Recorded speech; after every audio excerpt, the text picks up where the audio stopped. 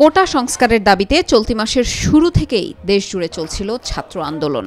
ছাত্রদের ডাকে সারা দেশে চলে কমপ্লিট শাটডাউন। পরে যা সংঘর্ষ, সহিংসতা ও নাশকতায় রূপ নেয়। বন্ধ হয়ে যায় সড়ক যোগাযোগ ও ইন্টারনেট সেবা। দেশ জুড়ে জারি করা হয় কারফিউ, ঘোষণা করা হয় সাধারণ ছুটি। তাতে 18 জুলাই থেকে 23 জুলাই এই 6 দিন জনজীবন কার্যত স্থবির হয়ে পড়ে। ব্যবসা বাণিজ্যে দেখা দেয় অচলাবস্থা।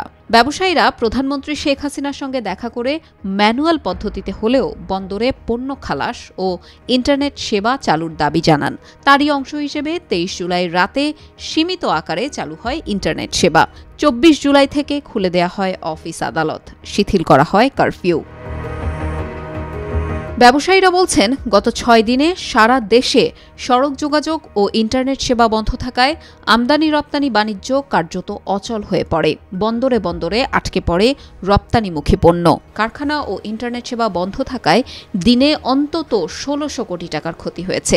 আমরা যদি $4 বিলিয়ন মাসে এই মুহূর্তে টোটাল আমাদের এক্সপোর্টটা ধরি, তাহলে প্রতিদিন কর্মদিবস ধরলে প্রতিদিন 160 মিলিয়ন ধরে আমাদের গত 4 দিনে $640 মিলিয়ন এবং আজকে সহ পঞ্চম দিন, আজকে 5 দিনে $800 মিলিয়ন মতো আমাদের কিন্তু ইতিমধ্যেই আমরা ক্ষতির সম্মুখীন হয়েছি। এবং টোটাল উৎপাদনও বন্ধ রয়েছে। আমাদের ইন্টারনাল কমিউনিকেশন, ট্রান্সপোর্টেশন বন্ধ থাকার কারণে আমাদের র মেটেরিয়ালস আনা নেওয়া এগুলো আমাদের বন্ধ রয়েছে। ফলে টোটালি উৎপাদনটা আমাদের বন্ধ রয়েছে। অন্যান্য খাতেও ক্ষতির পরিমাণ কম নয়। সিরামিক রপ্তানিকারকরা বলছেন, গত কয়েকদিনের অচলাবস্থার কারণে $8 মিলিয়ন রপ্তানি আদেশ ঝুঁকিতে পড়েছে। সিমেন্ট শিল্পে গত 4 দিনে ক্ষতি হয়েছে আনুমানিক 140 কোটি টাকা, ইস্পাত শিল্পে যা প্রায় 1200 কোটি।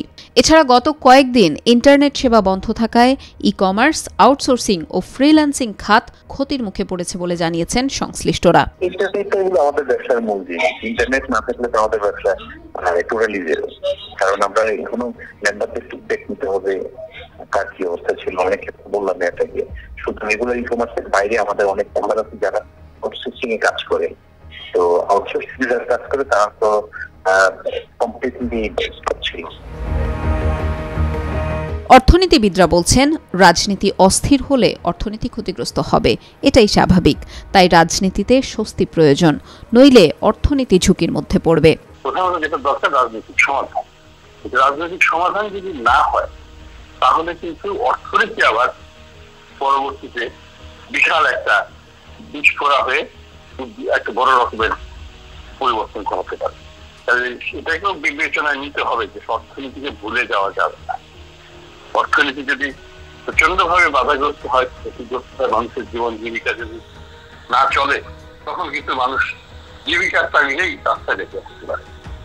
কাজেই যে অচল অবস্থার সৃষ্টি হয়েছে এটা দীর্ঘস্থায়ী করা যাবে না, এটাকে খুব শীঘ্রই এটাকে সমাধান করতে হবে।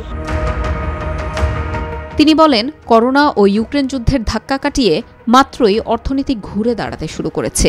এর মধ্যে এই সহিংসতা বন্ধ করা না গেলে তা অর্থনীতির জন্য ক্ষতির কারণ হয়ে দাঁড়াবে।